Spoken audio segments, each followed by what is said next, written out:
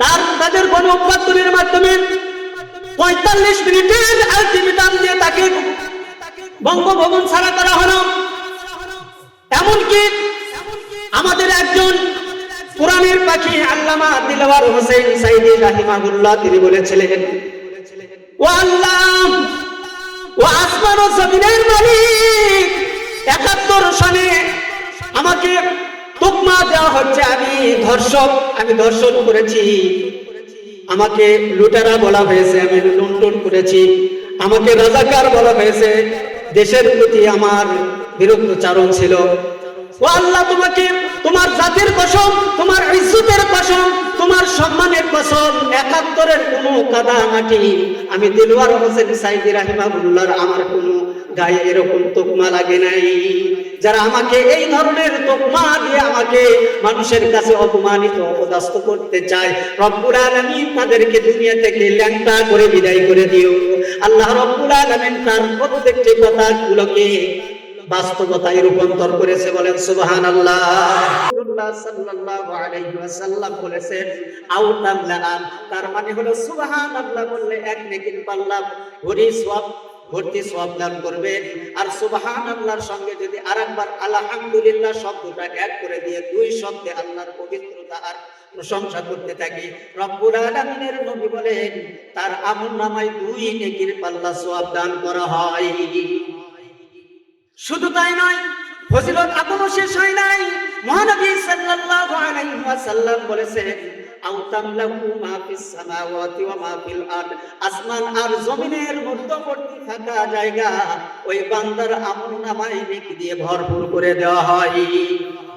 তবে এই সুবহানাল্লাহ, আলহামদুলিল্লাহ, এটার জিকির, এটার আজকার যার যত তাকওয়ার সহিত হবে তার ততই মর্যাদা আল্লাহ রাব্বুল আলামিন বৃদ্ধি করে দেবেন, বলেন সুবহানাল্লাহ। একটি ঘটনা মনে পড়ে গেল, হযরত সুলাইমান ইবনুল দাউদ আলাইহিস সালাতু ওয়াস সালাম তার কিতাবের ভিতরে এরকম শব্দ ছিল, লা ইন শাকারতুম লা আযীদান্নাকুম ওয়া লা ইন কাফারতুম ইন্না আযাবি লাশাদীদ। যেমন সূরা আল ইব্রাহিমের ভিতরে এই আয়াতে কারিমাটা আছে, ঠিক হুবহু এই আয়াতে কারিমা দাউদ আলাইহিস সালাতু ওয়াস সালামের কিতাবের ভিতরে ছিল, বলেন সুবহানাল্লাহ। হযরত দাউদ আলাইহিস সালাতু ওয়াস সালাম তিনাকে পরীক্ষা করার নিমিত্তে রব্বুল আলামিন দাউদ আলাইহিস সালাতু ওয়াস সালামকে বললেন, হে দাউদ, তুমি এক সময় নিষ্প্রাণ ছিলে, তোমার কোনো অস্তিত্ব ছিল না, পরিচয় ছিল না, তোমাকে কেউ চিনতো না, জানতো না। আমি রব্বুল আলামিন তোমাকে দয়া করে সৃষ্টি করেছি মানুষ রূপে, বলেন সুবহানাল্লাহ।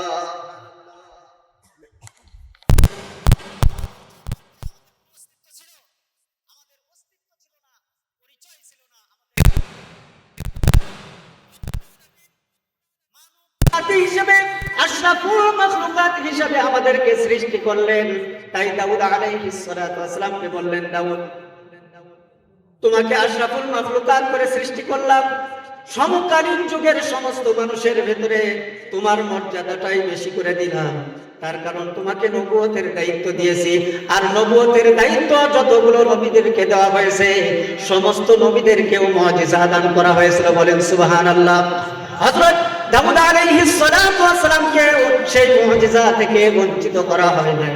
আল্লাহর হাবিব সাল্লাল্লাহু আলাইহি ওয়াসাল্লামকেও মুআজিজা দেওয়া হয়েছিল, বলেন ঠিক কিনা? তিনি যখন আঙ্গুলের ইশারা করতেন চাঁদ দুখণ্ডিত হতো, পদভার উঁচু করলে আল্লাহর হাবিব সাল্লাল্লাহু আলাইহি ওয়াসাল্লামের মিরাজ হয়ে যেত, বলেন সুবহানাল্লাহ।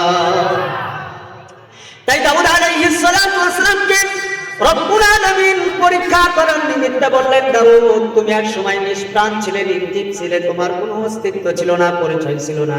আমি রব্বুল আলামিন তোমাকে আশরাফুল মাখলুকাত, মানব জাতির সেরা বানিয়েছি, বলেন সুবহানাল্লাহ। সমস্ত মাখলুকাতের ভিতরে সেরা জাতিকে মানব জাতি। তাই রাসূল আকরাম সাল্লাল্লাহু আলাইহি ওয়াসাল্লাম বলেছেন, দাউদ আলাইহিস সালাতু ওয়াস সালামকে পরীক্ষা করার নিমিত্তে আল্লাহ রাব্বুল আলামিন বলেছিলেন, হে দাউদ, সমকালীন যুগের সমস্ত মানুষের উপরে তোমার মর্যাদা দেওয়া হয়েছে নবী হিসেবে, সুবহানাল্লাহ। আর প্রত্যেক নবীকে যেমন মুজিজা দেওয়া হয় তেমনি দাউদ আলাইহিস সালাতু ওয়াস সালামকে মুজিজা দেওয়া হয়েছে। দাউদ আলাইহিস সালাতু ওয়াস সালামের জামানায় কর্মকারের যুগ ছিল, লোহা লস্করের বানাবার যুগ ছিল। ওই সময় লোহা লস্করের কার্যকলাপটা বেশি পরিমাণ ছিল। আল্লাহর নবী বিশ্ব নবী জনাব রাসূলুল্লাহ সাল্লাল্লাহু আলাইহি ওয়াসাল্লাম বলেছেন, দাউদ আমার ভাই, উনি আমার সহপাঠী। সুবহানাল্লাহ। প্রত্যেক নবী আত্মীয় ভাই। সুবহানাল্লাহ।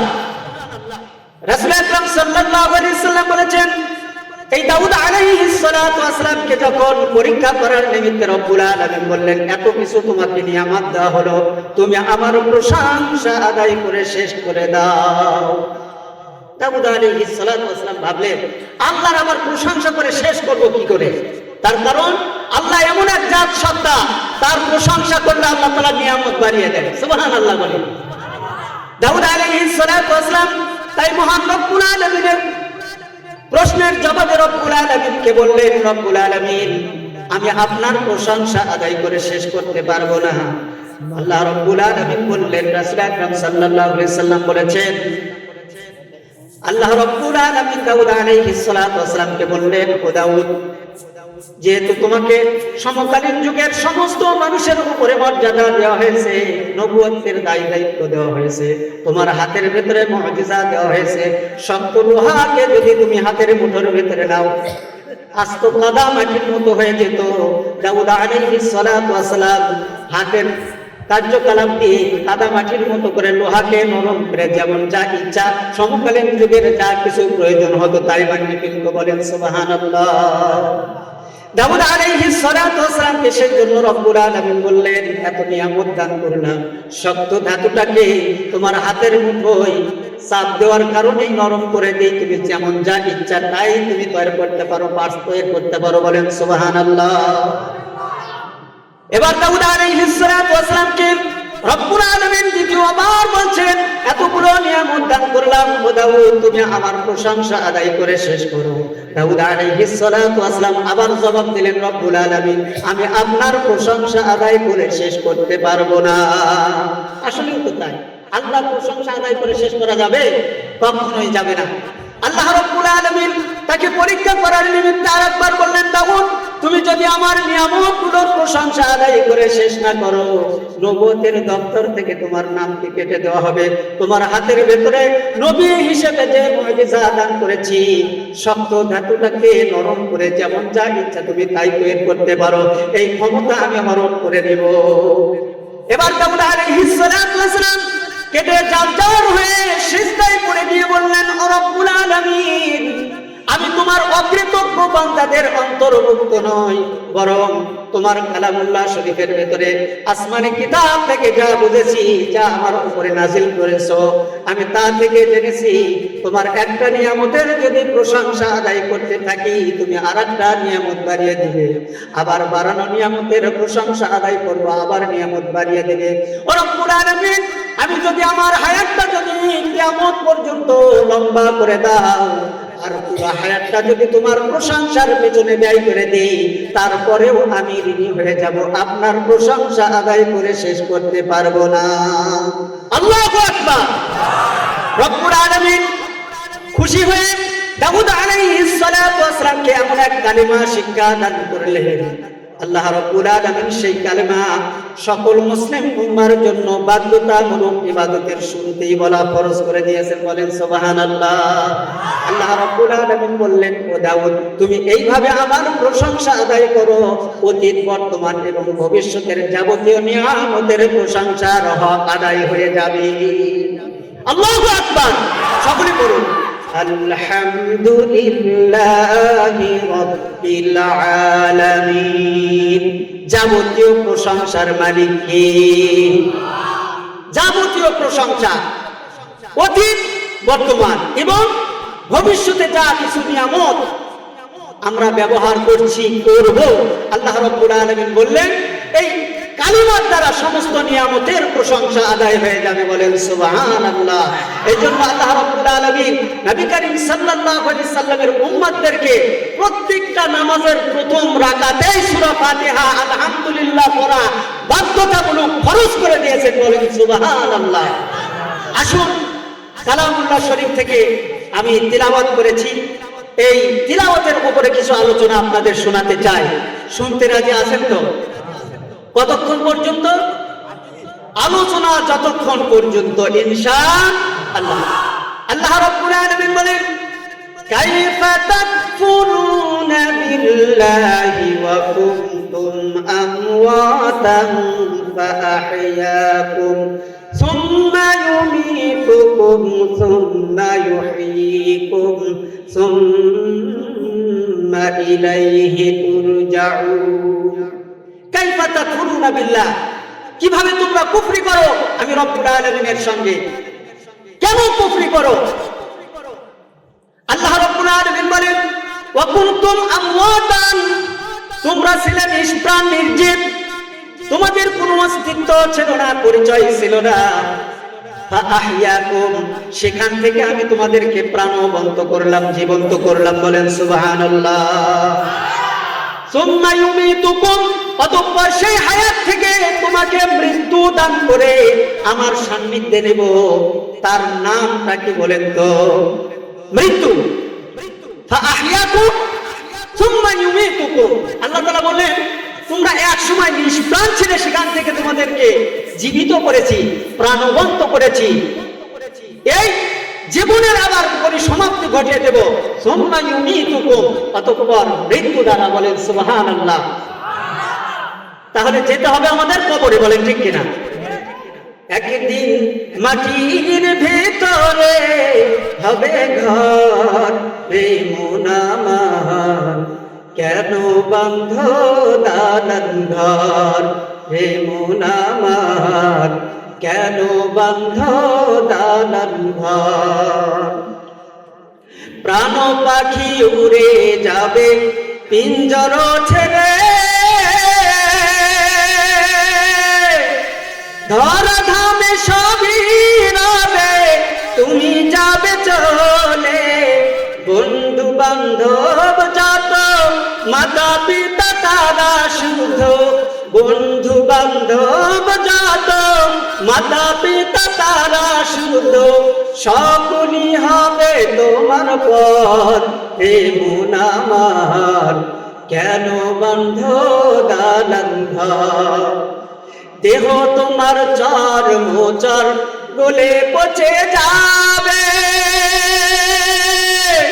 শিরা উপশিরা গুলো ছিন্ন ভিন্ন হবে, মুন্ডু মেরুদণ্ড সবই হবে খণ্ড খণ্ড, মুন্ডু মেরুদণ্ড সবই হবে খণ্ড খণ্ড, ওরে রবে মাটির ওপর, হে মন আমার কেন বান্ধ দালান ঘর। ঠিক কিনা?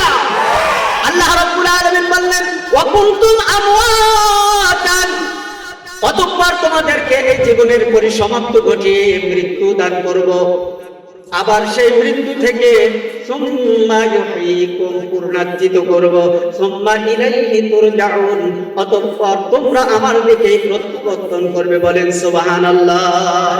আমরা কার দিকে প্রত্যাবর্তন করব? এই কথার ভেতরে কোনো সন্দেহের অবকাশ আছে? এমন একটি ঘটনা আপনাদের সম্মুখে তুলে ধরতে চাই।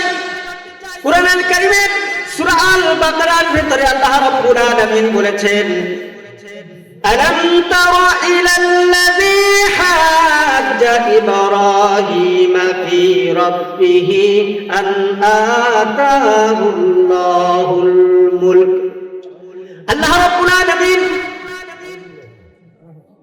এই পৃথিবীর জমিনকে পরিচালনা করার জন্য চারজন প্রতিনিধি সারা পৃথিবীকে পরিচালনা করেছিলেন। কয় ব্যক্তি? চারজন। কথা বলতে হবে, কয়জন? কয়জন সরকার সারা পৃথিবী পরিচালনা করেছেন? চারজন। তার ভিতরে রব্বুল আলামিন বলেছেন আমার প্রতিনিধিত্ব করেছেন দুইজন, আর শয়তানের প্রতিনিধিত্ব করেছে দুইজন। মুসলিমদের ভেতরে দুইজন, অমুসলিমদের ভেতরে দুইজন। কয়জন?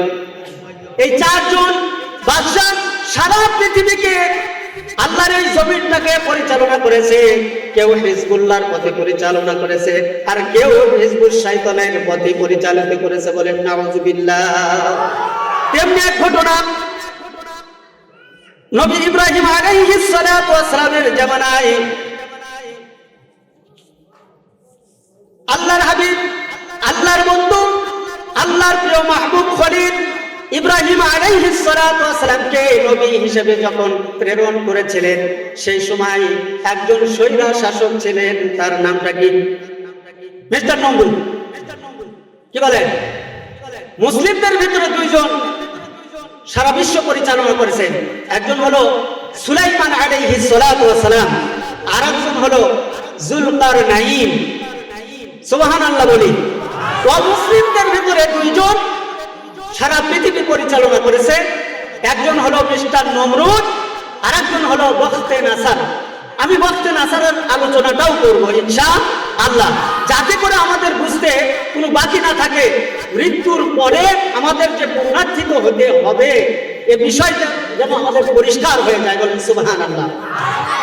আল্লাহ রাব্বুল আলামিন বলেন, ألم تر إلى الذي حاج إبراهيم في ربه ربي الذي ألم تر إلى الذي حاج إبراهيم في ربه أن آتاه الله الملك।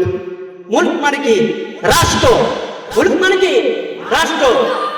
এখন এই রাষ্ট্র নিয়ে যদি আলোচনা করা হয়, রাষ্ট্র তো পরিচালনা করেছেন সুলাইমান আলাইহিস সালাতু ওয়াস সালাম। তিনি আমাদের লোক কিনা? বাদশা যুলকারনাইন তিনি আমাদের লোক কিনা? এখন যদি রাষ্ট্র পরিচালনার জন্য আমরা সংসদে যেতে চাই, এক শ্রেণীর মানুষের মাথা ব্যথা আছে কিনা?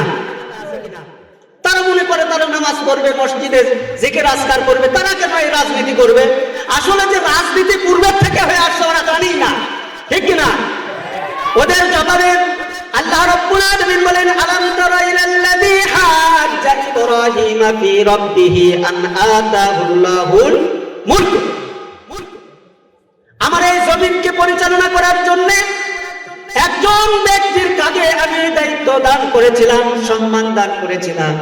এই দায়িত্বের ভার সে মাথার উপরে নিয়ে স্বৈরাচারী করেছিলেন, মানুষের উপরে কি করেছিলেন? জুলুম করেছিলেন। এমনকি আল্লাহ রাব্বুল আলামিনকে অস্বীকার করে ইব্রাহিম আলাইহিস সালাতু ওয়াস সালামের সঙ্গে বিতর্কে লিপ্ত হয়েছিলেন। বলেন নাউজুবিল্লাহ।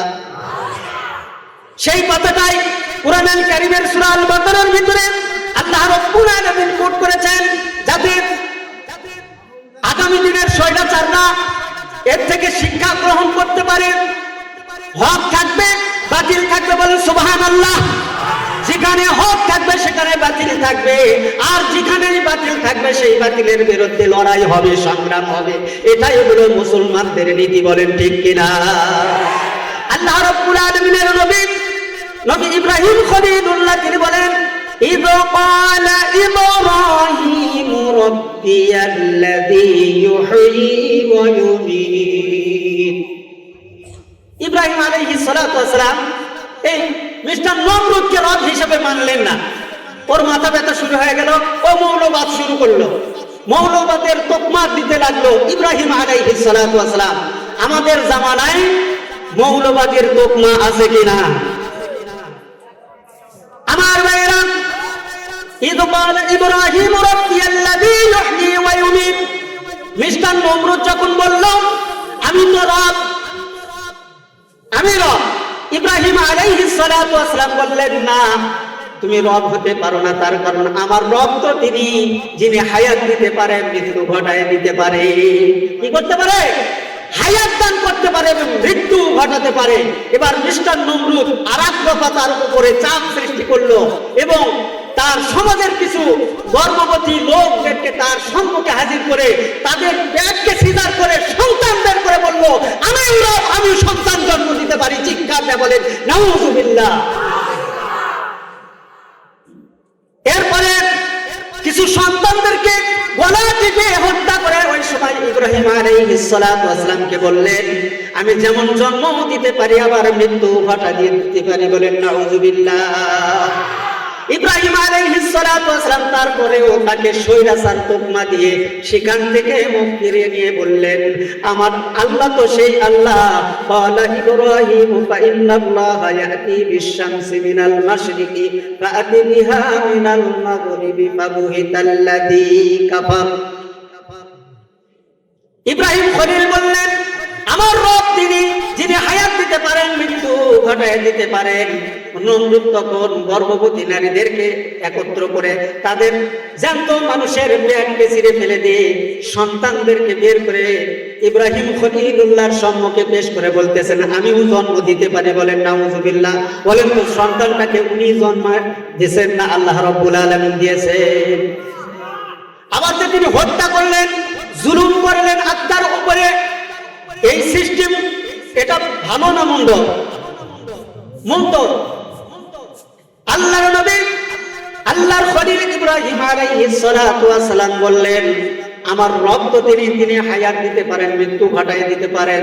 তার প্রতিশোধ নিতে গিয়ে অনেকগুলো গর্ভবতী নারীদেরকে পেট ছিঁড়ে সদ্য মানুষের পেট থেকে সন্তান বের করে বলল, আমি তো রব, আমি জন্মাতে পারি, নাউযুবিল্লাহ। এরপরে বললেন, বলা জীবের কিছু সন্তানদেরকে, কিছু সংখ্যক মানুষদেরকে, আশরাফুল মাখলুকাতকে হত্যা করে তিনি বলল, আমি মৃত্যু ঘটায় দিতে পারি। এবার তার এই বেকায়দামুখী প্রশ্নের জবাবে আল্লাহ রাব্বুল আলামিন বলেন, সূরা ইব্রাহিম, হযরত ইব্রাহিম আলাইহিস সালাতু ওয়াস সালাম তাকে প্রশ্ন করলেন, ক্বালা ইব্রাহিম ফাইন্নাল্লাহা ইয়াতি বিশ-শামসি মিনাল মাশরিকি ফাআতি বিহা মিনাল মাগরিবি ফাবুহিতাল্লাযী কাফার। আমার রব তো তিনি পূর্ব দিগন্ত থেকে সূর্য উদয়ন করেন, পূর্ব দিগন্তে কি করেন? প্রস্তুমিত করেন। তুমি যদি রব হও, তুমি আমার রবের মতো পশ্চিম গগন থেকে তুমি কি করো? সূর্য উদিত করে দেখায়, দিকে দাও। ইব্রাহিম আলাইহিস সালাতু ওয়াস সালামের এই জবাব শুনে নিস্তব্ধ হয়ে গেলেন, হতভম্ব হয়ে গেলেন। আল্লাহ রাব্বুল আলামিন ইব্রাহিম আলাইহিস সালাতু ওয়াস সালাম আর বর্তমান সময়ের সকল মানুষদেরকে এই কথা জানিয়ে দিলেন, ওয়াল্লাহু লা ইয়াহদিল কওমাজ যালিমিন। কিছু সংখ্যক মানুষদেরকে আল্লাহ রাব্বুল আলামিন হিদায়াতের পথে পরিচালিত করেন না, ঠিক কি না? আল্লাহ যাদেরকে পছন্দ করেন তাদেরকে হিদায়াতের পথে প্রতিষ্ঠিত রাখেন, তাদেরকে দ্বীনের নাগাল দেন। সুবহানাল্লাহ। আমার ভাইরা, এরপরে আল্লাহ রাব্বুল আলামিন তার জমিনকে পরিচালনা করে নিয়েছিলেন বখতে নাসার এমন একজন স্বৈরাচার শাসকের মাধ্যমে। ফিলিস্তিনের বাইতুল মুকাদ্দাস জেরুজালেম, সেই জেরুজালেম এলাকার ভিতরে তার রাজত্ব ছিল। সেখান থেকে সারা পৃথিবীকে তিনি কি করতেন? নিয়ন্ত্রণ করতেন। এই বখতে নাসার তার আমলে, বখতে নাসার হলো স্বৈরাচার সরকার, আর হক হলেন হযরত উযাইর আলাইহিস সালাতু ওয়াস সালাম। নামটা কি? হযরত উযাইর আলাইহিস সালাতু ওয়াস সালাম। তাফসীরের ভিতরে কোন তাফসীরকারক বলেছেন উযাইর আলাইহিস সালাতু ওয়াস সালাম ছিলেন একজন আল্লাহর পয়গম্বর। আবার কেউ কেউ বলেছেন না, তিনি একজন ভালো মানুষ ছিলেন, তাওহীদ পড়তে একজন আল্লাহর ওলি ছিলেন, আল্লাহর বন্ধু ছিলেন। যাই হোক, তিনি আল্লাহর দ্বীনের ব্যাপারে সচ্চার ছিলেন। বাতিল পথ ও মত দিয়ে যখন তার রাষ্ট্র পরিচালনা, এই পৃথিবী পরিচালনা করছিল, তিনি মানুষের উপরে এত জুলুম করেছিল যে বাইতুল মুকাদ্দাস এলাকার ভেতরে এত সুন্দর সুন্দর বাগান ছিল, ফল ফুলে ভরা। সেই সমস্ত ফুল ফল তার গুন্ডা বাহিনীদেরকে দিয়ে, তার প্রশাসন দিয়ে মুসলমানদের উপরে নির্বিচার করে সেগুলো ধ্বংস করে দিয়েছিল। এমনকি হাজার হাজার মানুষকে হত্যা করেছিল সে। তার প্রতিবাদে হযরত উযাইর আলাইহিস সালাতু ওয়াস সালাম যখন সোচ্চার হয়ে গেলেন, বর্তমান সময়ে যখন তাওহীদপন্থীরা সোচ্চার হয়েছিল, আওয়ামী লীগের আমলে স্বৈরাচারী সরকার শেখ হাসিনা তাদেরকে কারারুদ্ধ করেছিল, বলেন ঠিক কিনা? এই বখতে নাসার যখন দেখতে পেল তাওহীদপন্থীর লোক যদি মাথা ছাড়া দিয়ে ওঠে, তাহলে এই বাইতুল মুকদ্দাস আবার আমাদের হাতছাড়া হয়ে যাবে। কি হয়ে যাবে? হাতছাড়া হয়ে যাবে। এই জন্য উযাইর আলাইহিস সালাতু ওয়াস সালামকে কারারুদ্ধ করলেন, বখত নাসার তাকে কারাগারের ভেতরে রাখলেন। বলেন নাউযুবিল্লাহ। লিডার যখন কারাগারের ভেতর থাকে তখন আন্দোলন হয় কি হয় না? হয়। তার মজিদ তো আপনারা দেখেছেন, ঠিক কিনা? শেখ হাসিনা যখন এদেশের উপরে তার অতন্ত্র, তার প্রহরী দ্বারা মানুষের উপরে নির্বিচার করা শুরু করলো, কাউকে গুলি মারলো, কাউকে গুম করলো, কাউকে নিখোঁজ করে রাখলো আয়না ঘরের ভেতরে। বলেন ঠিক কিনা? সেই সময় তো আমাদের প্রতিবাদ হয়েছে, 24-এর অভ্যুত্থান হয়েছে। বলেন ঠিক কিনা? ঠিক। উযাইর আলাইহিস সালাতু ওয়াস সালাম এই লিডার যখন বখতে নাসারের বিরুদ্ধে যখন বুঝরে উঠলেন, সঙ্গে সঙ্গে উযাইর আলাইহিস সালাতু ওয়াস সালামকে কারারুদ্ধ করলেন, বন্দিশালায় বন্দী করে রাখলেন। আর বাইরের যত তাওহীদপন্থী উযাইর আলাইহিস সালাতু ওয়াস সালামের সহচর ছিল, তার যত সমাজকর্মী ছিল, যারা আল্লাহ এবং আল্লাহর রাসূলের পথ অনুসরণ করতে, বলেন সুবহানাল্লাহ। এই উযাইরের বাহিনীগুলো, এই সৎ পথের দিশারি পাওয়ার এই মানুষগুলো উযাইর আলাইহিস সালাতু ওয়াস সালামকে মুক্ত করা আর বাইতুল মুকদ্দাসকে জয় করার জন্য তারা সংগ্রাম শুরু করলো। বলেন সুবহানাল্লাহ। এক সময় বখত নাসারের মসনদকে ভেঙে দিয়ে তাকে সেখান থেকে তাড়িয়ে দিল। বলেন সুবহানাল্লাহ। যেমন তাড়িয়ে দেওয়া হলো 24-এর গণঅভ্যুত্থানে শেখ হাসিনাকে। বলেন ঠিক কিনা? তিনি বলেছেন, আমি 40 বছর পর্যন্ত, 45 বছর পর্যন্ত আমি এই ক্ষমতার মসনদ ছাড়বো না। আল্লাহ তাআলা বললেন, তোকে 40 বছর নয়, 40 মিনিট আর 45 মিনিটের আলটিমেটাম দিলাম। বলেন ঠিক কিনা? 45 মিনিটের ভেতরে তুই এখান থেকে বের হয়ে যাবি। আল্লাহর নবী জনাব মুহাম্মদুর রাসূলুল্লাহ সাল্লাল্লাহু আলাইহি সাল্লামের পদঙ্ক অনুসরণকারী যারা ছিলেন, তাদের ভিতরে তেজস্বী ঈমান আর দীপ্ত ভালোবাসা ইসলামের প্রতি থাকার কারণে, মাসলুম মানুষের প্রতি দরদ থাকার কারণে, আল্লাহর নবী বিশ্ব নবী জনাব রাসূলুল্লাহ সাল্লাল্লাহু আলাইহি ওয়াসাল্লামের আদর্শ বুকের ভিতরে ধারণ করার কারণে এই সমস্ত মানুষ অন্যায়ের প্রতিবাদে সোচ্চার হয়ে গণঅভ্যুত্থান কিনেছিলেন। ঠিক কিনা? তাদের গণঅভ্যুত্থানের মাধ্যমে 45 মিনিটের আলটিমেটাম দিয়ে তাকে বঙ্গভবন ছাড়া করা হলো। এমনকি আমাদের একজন কোরআনের পাখি আল্লামা দিলওয়ার হোসেন সাইদি রাহিমাহুল্লাহ তিনি বলেছিলেন, ও আল্লাহ, ও আসমান ও জমিনের মালিক, 71 সনে আমাকে তোকমা দেওয়া হচ্ছে, আমি ধর্ষণ করেছি, আমাকে লুটেরা বলা হয়েছে, আমি লুণ্ঠন করেছি, আমাকে রাজাকার বলা হয়েছে, দেশের প্রতি আমার বিরুদ্ধাচরণ ছিল। ও আল্লাহ, তোমাকে তোমার জাতির কসম, তোমার ইজ্জতের কসম, তোমার সম্মানের কসম, 71-এর কোনো কাদা মাটি আমি দিলওয়ার হোসেন সাইদি রাহিমাহুল্লাহর আমার কোনো গায়ে এরকম তোকমা লাগে নাই। যারা আমাকে এই ধরনের তোকমা দিয়ে আমাকে মানুষের কাছে অপমানিত অপদস্থ করতে চায়, রব্বুল আলামিন তাদেরকে দুনিয়া থেকে ল্যাংটা করে বিদায় করে দিও। আল্লাহ রব্বুল আলামিন তার প্রত্যেকটি কথাগুলোকে বাস্তবতায় রূপান্তর করেছে। বলেন সুবহানাল্লাহ। গণঅভ্যুত্থানের মাঝামাঝি সময় যখন অভ্যুত্থান হবে ভাব, হারুন কাকার 3 ইঞ্চি বের করে দিলেন কে? বুঝলে বুঝ পাতা, না বুঝলে তেজ পাতা। বলেন ঠিক কিনা? ল্যাংটা করেছেন কিনা? শেখ হাসিনা বলেছেন, আমাকে 45 বছরের ভেতরে কেউ দাঁড়াতে পারবে না, অথচ মৌলবাদ, রাজাকার, লুটেরা এবং ধর্ষণকারী হিসেবে আল্লাহর বান্দা কুরআনুল কারীমের বাকি আল্লামা দিলওয়ার হোসেন সাইদিকে এরকম তোকমা দিয়ে জাতির কাছে কি করে করার ষড়যন্ত্র করেছিলেন, অপমান অপদস্থ করার ষড়যন্ত্র করেছিলেন। আল্লাহর বান্দা বদদুয়া দিয়েছিলেন, আল্লাহ, যারা আমার উপরে মৌলবাদের, আমার উপরে দেশদ্রোহী, আমার উপরে লুটেরার তোকমা, আমার উপরে ধর্ষণের গ্লানি দেয়, আল্লাহ তাদেরকে ল্যাংটা করে এই জমিন থেকে বিদায় করো। আল্লাহ রাব্বুল আলামিন তাকে খানার সুযোগ দেন নাই, ল্যাংটা করে মামুর বাড়ি দিল্লির ভেতরে পাঠিয়ে দিয়েছেন। বলেন ঠিক কিনা? আল্লাহর বান্দারা, এই দেশের দেশপ্রেমিকরা তাকে এমন ল্যাংটা করেছে, তার বিরাকে, তার গুরুপদুর এই ঝুড়িকে জাতির সঙ্গে বঙ্গভবনের ওয়ালের উপর থেকে দেখাইছে, সারা জাতি দেখেছে। ঠিক কিনা?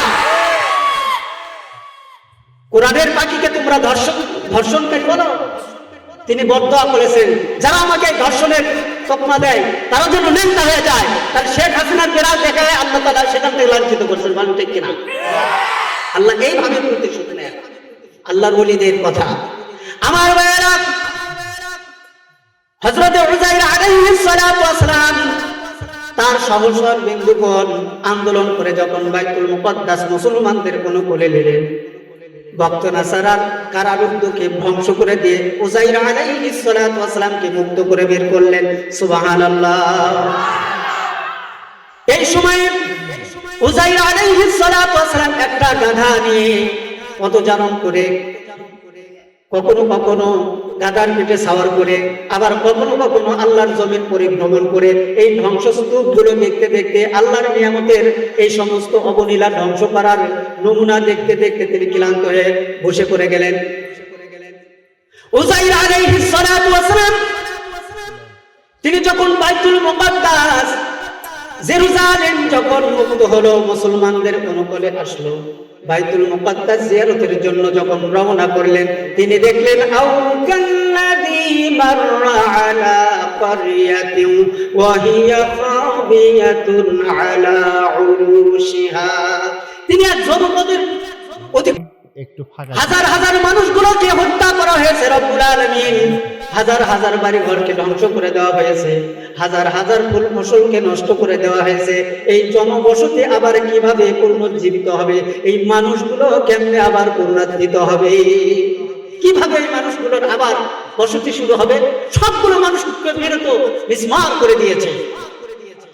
এই সময়ে আল্লাহ রাব্বুল আলামিন বলেন, মাইন্ড বলেন ল্যাঙ্গুয়েজ, উযাইর তোমার কথাই আমি মাইন্ড করলাম, তোমাকে আমি পরীক্ষা নেব। আল্লাহ তাআলা তখন পরীক্ষা শুরু করলেন। কি? ফাআমাতাহুল্লাহু মিআতা আমিন সুম্মা বাআসা। হযরত উযাইর আলাইহিস সালাতু ওয়াস সালাম এই কথা কেন বললেন? এই জন্য পরীক্ষা করার নিমিত্তে আল্লাহ রাব্বুল আলামিন উযাইর আলাইহিস সালাতু ওয়াস সালামকে 100 বছর পর্যন্ত মৃত অবস্থায় রাখলেন। সুবহানাল্লাহ। কত বছর? 100 বছর পর্যন্ত মৃত্যু অবস্থায় রাখলেন। এরপরে 100 বছর পরে যখন হযরত উযাইর আলাইহিস সালাতু ওয়াস সালামকে চেতনা ফিরিয়ে দিলেন, পুনর্জীবিত করলেন, এবার উযাইর আলাইহিস সালাতু ওয়াস সালামকে প্রশ্ন করা হলো, সুম্মা বাআসা ক্বালা কাম লাবিস্তা। হে উযাইর, তুমি কতদিন পর্যন্ত মৃত অবস্থায় ছিলে? উযাইর আলাইহিস সালাতু ওয়াস সালাম বললেন, ক্বালা লাবিস্তু ইয়াওমান আও বা'দা ইয়াওম। একদিনের কম অথবা একদিনের বেশি। তার মানে হলো উযাইর আলাইহিস সালাতু ওয়াস সালাম থেকে উযাইর আলাইহিস সালাতু ওয়াস সালাম যখন বন্দিশালা থেকে কারাগার থেকে মুক্তি পেয়েছিলেন সকালবেলা। কোন বেলায়? সকালবেলায় মুক্তি হয়ে তিনি এই ধ্বংসস্তূপ এলাকার ভিতরে এসে যখন বেল, আমরা অনেক সময় লোকাল মহালিয়া ভাষায় বলি পান্তার বেল, কি বলেন? আগেকার মানুষ কৃষি কাজ করতে করতে যে সময়ে সকালের ব্রেকফাস্ট করতো, সেই সময়টাকে বলা হতো পান্তার বেল। ঠিক কিনা? ধরেন 7টা-8টা বেজেছে, এরকম সময়ে উযাইর আলাইহিস সালাতু ওয়াস সালামের মৃত্যু হয়েছিল। আর যখন তার চেতনা ফিরিয়ে দিলেন, পুনরুজ্জীবন দান করলেন আল্লাহ রাব্বুল আলামিন, সেই সময়টা ছিল বিকেল। উনি ভাবতেছেন, রব্বুল আলামিন তুমি যে প্রশ্নটা করলা, যদি আজকে আমার সকালবেলা ঘুম হয়ে থাকে আর আজকের দিনেরই বিকেল বেলা যদি হয়, তাহলে একদিনের কম সময়ে আমি মৃত্যু অবস্থায় ছিলাম। আর যদি গতকাল সকালবেলায় যদি মৃত্যুবরণ করি আর আজকে বিকেল বেলা পুনর্জীবিত হই, তাহলে আমার মৃত্যুর সময়টা ছিল একদিনের কিছু সময় বেশি। ক্বালা কাম লাবিস্তু ইয়াওমান আও বা'দা ইয়াওম। শব্দটা বোঝেন? আল্লাহর এই পয়গম্বর বা আল্লাহর বন্ধু উযাইর আলাইহিস সালাতু ওয়াস সালাম বললেন যে আমি মৃত্যু অবস্থায় ছিলাম একদিন অথবা একদিনের কিছু সময় বেশি। আল্লাহ রাব্বুল আলামিন বললেন قال بل لبثت مئة عام قال بل لبثت مئة عام قال لبثت يوما أو بعض يوم قال بل لبثت مئة عام فانظر إلى طعامك وشرابك لم يتسنى। উযাইর আলাইহিস সালাতু ওয়াস সালামের কথার জবাবে আল্লাহ রাব্বুল আলামিন বললেন, না না, তুমি 100 বছর পর্যন্ত মৃত্যু অবস্থায় ছিলে। উযাইর আলাইহিস সালাতু ওয়াস সালাম তিনি বিশ্বাস করতেছিলেন না যে 100 বছর পর্যন্ত আমি মৃত্যু অবস্থায় ছিলাম। এবার আল্লাহ রাব্বুল আলামিন বললেন, ফানজুর, তুমি লক্ষ্য করো, ইলা তুআমিকা, তোমার সঙ্গে যে খাদ্য বস্তুগুলো ছিল। উযাইর আলাইহিস সালাতু ওয়াস সালাম জেলখানার সকালবেলার নাস্তা পেয়েছিলেন, রুটি। কি পেয়েছিলেন? রুটি পেয়েছিলেন। সেই রুটি আর তার কাছে কিছু শরবত ছিল বা পানীয় জাতীয় কিছু ছিল, অস্বাভাবিক পানি জাতীয় কিছু ছিল। তো তার কাছে যে খাবারটা ছিল, ইলা তুআমিক ওয়া শারাবিক, যে খাদ্যটা ছিল এবং শরবত বা পানীয় ছিল, তা এখন পর্যন্ত আল্লাহ তাআলা অবশিষ্ট রেখেছেন, ঠিক মতো রেখেছেন। বলেন সুবহানাল্লাহ। কিন্তু কত বছর রেখেছেন? 100 বছর। 100 বছরের ভিতরে যে রুটি বা পানি বা শরবত জুস ছিল, তাফসীরের ভিতরে 3 ফলের কথাও বলা হয়েছে। ডুমুর ফল ছিল তার ঝুলির ভিতরে, তাও এখন পর্যন্ত 100 বছর পরেও মওজুদ রয়েছে। বলেন সুবহানাল্লাহ।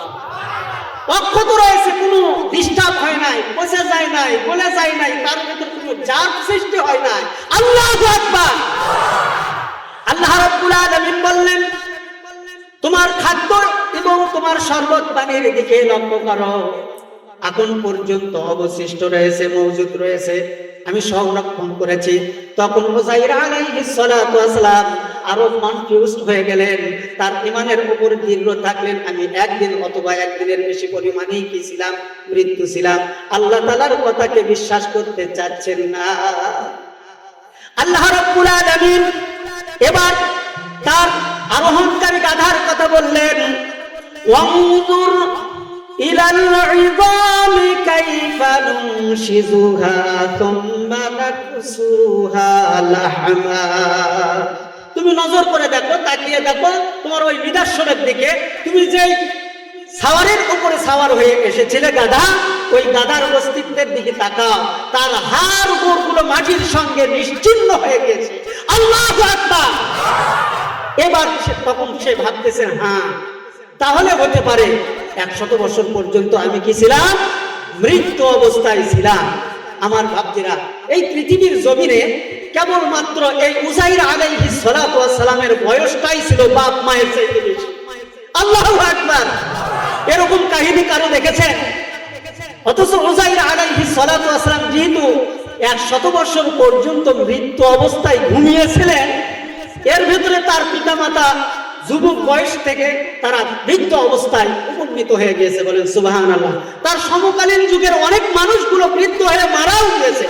তিনি বাইতুল মুকাদ্দাসের দিকে জিয়ারত করার উদ্দেশ্যে, শুকরানা আদায় করার উদ্দেশ্যে বাইতুল মুকাদ্দাসের দিকে যাচ্ছিলেন। এই সময় আল্লাহ রাব্বুল আলামিন তার পরীক্ষা করার নিমিত্তে 100 বছর পর্যন্ত কি করে রাখলেন? মৃত্যু অবস্থায় রাখলেন। এখন বললেন, তুমি যে খাদ্য আর পানির দিকে লক্ষ্য করে ভাবতেছো আমার মৃত্যু একদিন অথবা একদিনের বেশি পরিমাণ, আবার তোমার গাধার দিকে তাকাও, তোমার চেতনা ফিরে যাবে। সেই গাধাটাকে তোমার চোখের সম্মুখে আমি কিভাবে আবার পুনরুজ্জীবিত করি? উযাইর আলাইহিস সালাতু ওয়াস সালাম দেখলেন আল্লাহ রাব্বুল আলামিন পিলপিল করে ওই ধুলাবালির মাটির ভেতর থেকে এক একটা হাড়কে আস্তে আস্তে আস্তে আস্তে করে একত্র করলেন, সংযোজন করলেন, তার উপরে চামড়া লাগিয়ে দিলেন। ইলা লাহমা, কিভাবে আল্লাহ তাআলা বলতেছেন, দেখো তার শরীরের সঙ্গে কিভাবে গলিত বস্তুগুলো তার কোনো নিশ্চিহ্ন হয়ে গিয়েছে, তার কোনো অস্তিত্ব নাই। এই অস্তিত্বহীন একটা গাধাকে তোমার চোখের সম্মুখে কিভাবে আমি পুনরুজ্জীবিত করি? এটা যদি আমার পক্ষে সম্ভব হয়, তাহলে এতগুলো মানুষ বস্তে নাসার অত্যাচার করে জুলুম করে তাদের মেরে ফেলেছে, এদেরকে পুনরুজ্জীবিত করতে পারবো। এটা কি তোমার মালুম আর চিন্তা চেতনার ভেতরে ধরে না? এবার উযাইর আলাইহিস সালাতু ওয়াস সালাম বললেন, হ্যাঁ আল্লাহ তুমি যে করতে পারো, ওয়ালা আ'লামু আন্নাল্লাহা আলা কুল্লি শাইইন কাদির, আমার চেতনা ফিরে গিয়েছে, আমার জ্ঞান এসে গিয়েছে, তুমি যে আসলে শক্তিধর আল্লাহ। আল্লাহু আকবার।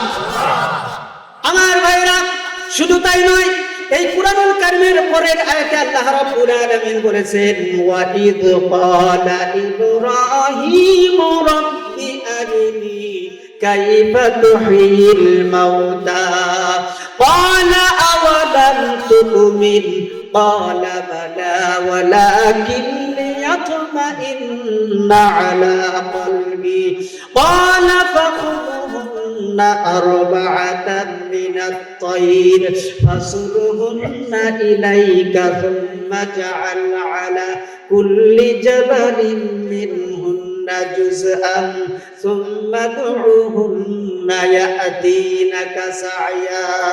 আল্লাহু আকবার। এবার ইব্রাহিম আলাইহিস সালাতু ওয়াস সালাম বলছেন, ওয়া ইয ক্বালা ইব্রাহিম রাব্বি আরিনি কাইফা তুহয়িল মাউতা, হে আমার রব প্রতিপালক, তুমি মৃত্যুকে কিভাবে পুনরুজ্জীবিত করো, কিভাবে করো। হযরত ইব্রাহিম আলাইহিস সালাতু ওয়াস সালামকে আল্লাহ রাব্বুল আলামিন বললেন, ক্বালা আওয়ালাম তু'মিন, তাহলে কি আমি আমার কথা বিশ্বাস করো না? আমি যে মৃত্যুকে পুনরুজ্জীবন করতে পারি, এটা কি তোমার বিশ্বাস হয় না? এবার ইব্রাহিম আলাইহিস সালাতু ওয়াস সালাম বললেন, ক্বালা বালা, হ্যাঁ অবশ্যই আমার বিশ্বাস হয়, তবে ওয়ালাকিন লিয়াতমাইন্না কলবি, আমার আত্মার প্রশান্তির জন্য, চক্ষু শীতলতার জন্য যদি আমার চোখের সামনে এরকম নিদর্শন দেখাও রব্বুল আলামিন, তাহলে আমার ঈমান তো আছেই, এই ঈমানটা আরো দৃঢ় হবে, সুদৃঢ় হবে, মজবুত হবে। চিৎকার দিয়ে বলেন সুবহানাল্লাহ। এই ঘটনাকে আপনারা শুনতে চান? কারা কারা শুনতে চান? দু হাত তুলে দেখা। আল্লাহু আকবার, আল্লাহু আকবার, লিল্লাহি তাকবীর, নারায়ে তাকবীর। আল্লাহ রাব্বুল আলামিন হযরত ইব্রাহিম আলাইহিস সালাতু ওয়াস সালামকে বললেন, ক্বালা আওয়ালাম তু'মিন, আমি যে মৃত্যুকে পুনরুজ্জীবিত করব এ ব্যাপারে কি তোমার সন্দেহ আছে? ক্বালা বালা ওয়ালাকিন লিয়াতমাইন্না কলবি। হযরত ইব্রাহিম আলাইহিস সালাতু ওয়াস সালাম আল্লাহ পাকের প্রশ্নের জবাবে রব্বুল আলামিনকে বুঝালেন। তিনি বললেন, ক্বালা বালা, হ্যাঁ অবশ্যই আমি বিশ্বাস করি যে আপনি পুনরুজ্জীবিত করতে পারেন, কিন্তু আমার চোখের সামনে যদি এই নিদর্শনটুকু দেখান, ওয়ালাকিন লিয়াতমাইন্না কলবি, আমার অন্তরটা বড় শক্তিশালী হয়ে যাবে। বলেন সুবহানাল্লাহ। আল্লাহ রাব্বুল আলামিন বললেন, ইব্রাহিম, মৃত্যুকে পুনরুজ্জীবিত করা যদি তুমি দেখতে চাও, তাহলে তোমাকে 4টা পশুকে প্রতিপালন করতে হবে, 4টা পাখি প্রতিপালন করতে হবে। কয়টা পাখি? ওয়ালা ফাখুয আরবা'াতুম মিনাত তায়র, তায়র মানে পাখি, আরবা'াতুম মানে 4, তায়র মানে পাখি। 4টা পাখিকে তুমি কি করো? প্রতিপালন করো। তাফসীরের ভিতরে এসেছে এই 4টা পাখি হলো, 1 নম্বর হলো কবুতর, 2 নম্বর হলো মোরগ, 3 নম্বর হলো কাক, আর 4 নম্বর হলো কোকিল। আর অন্যান্য বর্ণনা এসেছে, কিন্তু 4-এর অধিক কেউ বলেন না যে কোন কোন প্রাণী। কেউ কেউ বলেছেন কবুতরও তার ভিতরে একটা, অন্য একটা মাইনাস করেছে, এইভাবে মতান্তর রয়েছে। মতান্তর থাকলেও 4টা যে পাখি, এই ব্যাপারে কারো দ্বিমত নাই। পাখির ভেদাভেদ নিয়ে মতান্তর থাকতে পারে, কিন্তু 4টে যে পাখি হবে তাতে কোনো মতামত নেই। আল্লাহ রাব্বুল আলামিন বললেন, ক্বালা ফাখুয আরবা'াতুম মিনাত তায়র ফাসুরহুন্না ইলাইক, তুমি 4টা প্রাণীকে, 4টা পাখিকে প্রতিপালন করো। ইব্রাহিম আলাইহিস সালাতু ওয়াস সালাম 4টা পাখিকে সংগ্রহ করলেন, তাকে পোষ মানালেন, যাকে বলেন আমরা পালি। ছোটবেলায় আমরা বক পালতাম, ঘুঘুর ভাষা থেকে ছোট্ট ছোট্ট ছাউ ধরে নিয়ে আসতাম, এগুলোকে পোষ মানাবার চেষ্টা করতাম। বলেন ঠিক কিনা? আল্লাহ রাব্বুল আলামিন বললেন, তুমি 4টা পাখিকে সংগ্রহ করো, তাকে পোষ মানাও। তাফসীরের ভিতরে এসেছে 40 দিন পর্যন্ত ইব্রাহিম আলাইহিস সালাতু ওয়াস সালাম 4টি পাখিকে পোষ মানালেন, এবং ওই পর্যন্ত সময় পর্যন্ত অপেক্ষা করলেন যখন ইব্রাহিম আলাইহিস সালাতু ওয়াস সালাম তার পোষা পাখিকে অনেক দূর থাকতো, যখন তালি দিত বা ইশারা করত, সঙ্গে সঙ্গে ময়ূর পাখি করে যখন ডাকতো, ময়ূর পাখিটা উড়ে এসে তাকে পাখা দিয়ে বাতাস করে আহলান সাহলান জানাতেন, বলেন সুবহানাল্লাহ। কবুতরকে যখন ডাক দিত, এত সুসম্পর্ক এই প্রাণীগুলোর সঙ্গে ইব্রাহিম আলাইহিস সালাতু ওয়াস সালামের হয়ে গিয়েছিল। ইব্রাহিম আলাইহিস সালাতু ওয়াস সালাম প্রত্যেকটা পশুর নাম ধরে যখন ইশারা করত, যত দূরেই থাকুক না কেন, তার কথার আওয়াজ আর কোনো বাদ্যযন্ত্র যখন করত, সঙ্গে সঙ্গে ইব্রাহিম আলাইহিস সালাতু ওয়াস সালামের সম্মুখে এসে হাজির হয়ে যেত এবং পাকা নাড়া দিয়ে স্বাগতম জানাতো, বলেন সুবহানাল্লাহ। 40 দিন পরে যখন সময় এসে গেল, রব্বুল আলামিন বললেন ফাসুরহুন্না ইলাইক, এই 4টা পাখিকে কি করো, জবাহ করো। কি করো? জবাহ করো। কোন পাখি? যেই 4টা প্রাণীকে 40 দিন পর্যন্ত পোষ মানায়েছে, আয়ত্ত করেছে, ভালোবাসা দিয়েছেন, উদারতা দেখিয়েছেন, যখন যা বলে তাই করে। সুবহানাল্লাহ। হাতের তালি দিলে কবুতর উপর দিকে উঠতে থাকে, বলেন ঠিক কিনা? এবং ডিগবাজি দেয়, দেখে দেয় কিনা? ইব্রাহিম আলাইহিস সালাতু ওয়াস সালাম 4 ধরনের পাখিকে যেভাবে ইশারা করতেন, যার যার ইশারা বুঝে ইব্রাহিম আলাইহিস সালাতু ওয়াস সালামের সম্মুখে হাজিরা দিত। আল্লাহ রাব্বুল আলামিন এবার ইব্রাহিম আলাইহিস সালাতু ওয়াস সালামকে বললেন, ইব্রাহিম, এই 4টা পাখিকে তুমি জবাহ করো। ফাসুরহুন্না ইলাইক, এটাকে জবাহ করে আতা পাতা করো এবং এই 4টি প্রাণীর 4টি পাখির গোশতকে একাকার করো। কি করো? মিশ্রণ করে একাকার করো। আবার সেই মিশ্রিত এক ঠিকের গোশত 4টা ভাগে বিভক্ত করো। ইব্রাহিম আলাইহিস সালাতু ওয়াস সালাম 4টা পাখিকে জবাহ করলেন, 4টা পাখির গোশত ওশমিশ করলেন। কুরবানির সময় যে এরকম ওশমিশ করি, বলেন ঠিক কিনা? হাড়ের গোশত, কলজার গোশত, রানের গোশত আর সিনার গোশত সব কিছু আমরা কি করি? একাকার করি। এখন ছাগল জবাহ হয়েছে, কেউ ছাগল কুরবানি দিয়েছে, তার সঙ্গে যদি কেউ ভেড়া কুরবানি দেয়, বলে ভাই একটা ভেড়ার গোশত আলাদা করার দরকার কি, সেটাও বুঝছি। তো ইব্রাহিম আলাইহিস সালাতু ওয়াস সালাম কবুতরের গোশত আর কুকিলের গোশত এক করলেন, মোরগের গোশত আর ময়ূর পাখির গোশত সব একাকার করলেন।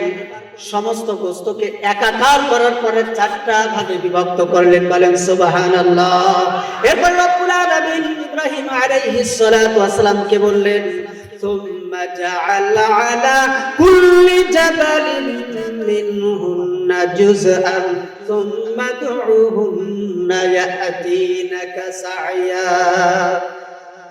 ইব্রাহিম আলাইহিস সালাতু ওয়াস সালামকে নির্দেশনা দিলেন, হে ইব্রাহিম, তুমি যদি প্রাণীকে পুনর্জীবন করা দেখতে চাও, তাহলে এই 4টা বিভক্ত গোশত একাকার করে 4টা ভাগ আবার করেছো, 4টা পাহাড়ের চূড়ায় রেখে এসো। আলা কুল্লি জাবালি, সমস্ত গোশতকে কি করো? 4টা পাহাড়ের চূড়ার উপরে রেখে আসো। বলেন তো কয়টা প্রাণীর গোশত? ঠিক করে সর্বপ্রথম কয় ঠিক করা হয়েছিল? 1টা।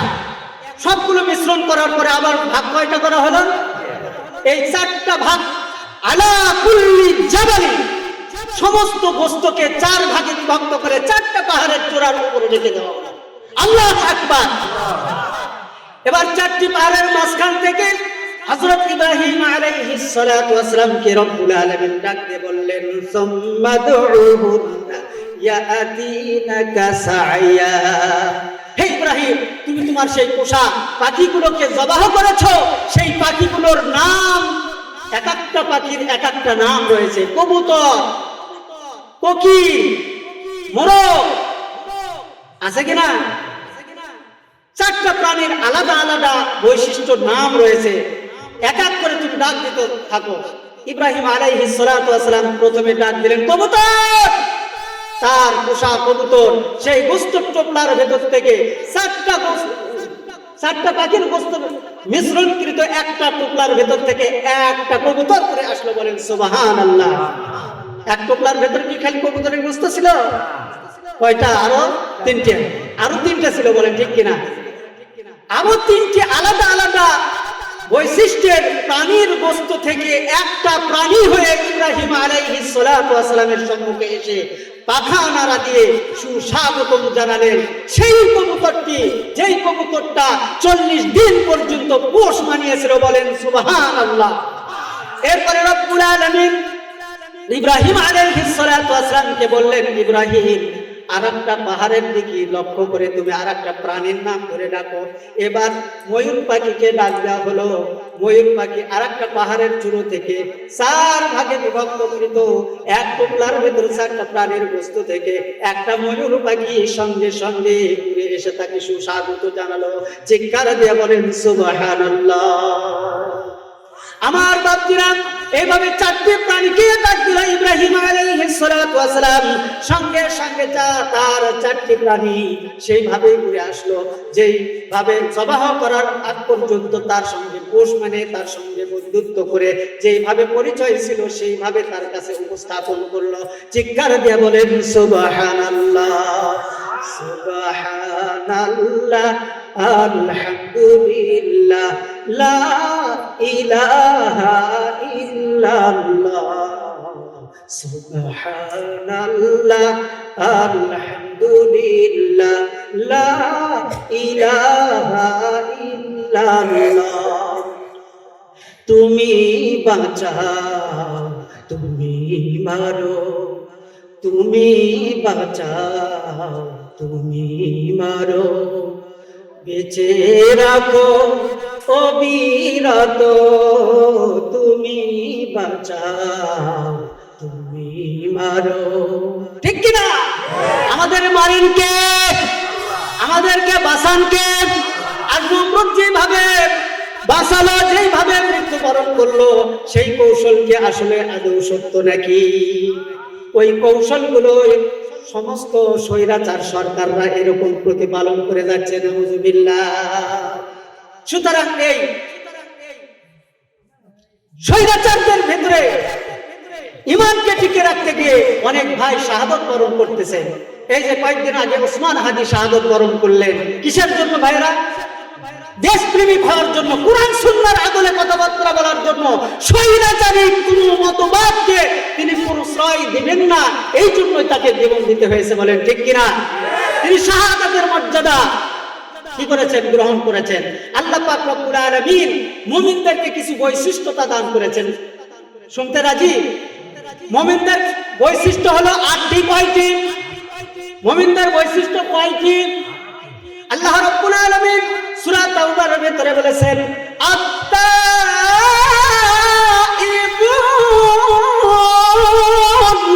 আল্লাহু আকবার। মুমিনদের বৈশিষ্ট্য হলো, মুমিনদের সম্মুখে যখন তাদের হৃদয়ের উপরে পাপের গ্লানিমা লেগে যায়, পাপের গ্লানি যখন লেগে যায়, যখন পাপ সম্পাদিত হয়ে যায়, সঙ্গে সঙ্গে মুমিনরা ফিরে আসে, তওবা করে, বলেন সুবহানাল্লাহ। মুমিনরা তখন কি করে? তওবা করে ফিরে আসে আল্লাহর দিকে। চিৎকার দিয়ে বলেন সুবহানাল্লাহ। তাহলে মুমিনদের বৈশিষ্ট্য কয়টি? 8টি। কয়টি? মুমিনদের বৈশিষ্ট্য হলো 8টি। 1 নম্বর বৈশিষ্ট্য হলো সূরা তাওবার ভিতরে আল্লাহ রাব্বুল আলামিন বললেন, আত-তাইবুন,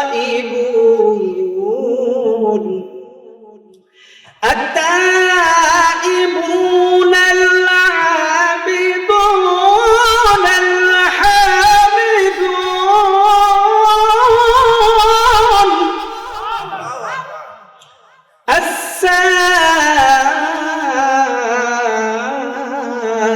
السائحون الراكعون الساجدون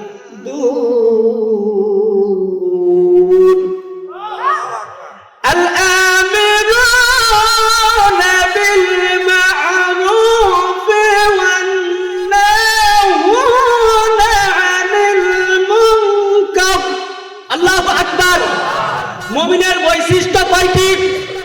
আল্লাহ রাব্বুল আলামিন ডাকতে বলেন আত-তাইবুন। মুমিনদের 1 নম্বর বৈশিষ্ট্য হলো তাদের যখন পাপ সম্পাদিত হয়ে যায়, তারা যখন ভুলে আল্লাহকে বিমালুম যখন হঠাৎ করে ভুলে যায়, আর হঠাৎ করে যখন পাপ তাদের সঙ্গে তাদের হৃদয়ের সংস্পর্শ হয়, আল্লাহর বান্দারা তখন কি করেন? তওবা করে আল্লাহর দিকে ফিরে আসেন। বলেন সুবহানাল্লাহ। মুমিনদের 2 নম্বর বৈশিষ্ট্য হলো আল্লাহ আবিদুন। আল্লাহু আকবার। মুমিনরা যখন পাপ সম্পাদন করে তখন ফিরে আসে আল্লাহর দিকে, তওবা করে, এবং তওবা করেই ক্ষান্ত হয় না, তারা 2 নম্বরে কাজ করে আল আবিদুন, আল্লাহর ইবাদতে নিমগ্ন হয়ে যায়। আল্লাহু আকবার। আমরা ইবাদত করি কার? আমাদের পিতামাতারা ইবাদত করেছেন কার? কিন্তু আমার সন্তানেরা কিন্তু আল্লাহর ইবাদত করছে না, করছে শয়তানের। খালি ফেসবুক চালে। বলে ঠিক কিনা? আমার যুবক ভাইরা, মুমিনদের পরিচয় সম্পর্কে আল্লাহ রাব্বুল আলামিন বললেন 1 নম্বর মুমিনদের বৈশিষ্ট্য হলো তারা যখন পাপ করে, হঠাৎ করে যখন পাপ হয়ে যায়, তারা ফিরে আসে, তওবা করে আল্লাহর দিকে হয়।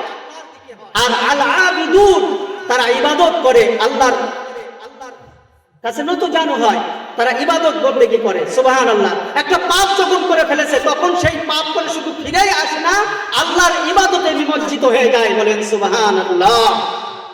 এরপরে মুমিনদের বৈশিষ্ট্য হলো আল্লাহ হামিদুন, আল্লাহর প্রশংসা করে। প্রশংসা সবই কেবল তোমারই, প্রশংসা সবই কেবল তোমারই, রব্বুল আলামিন।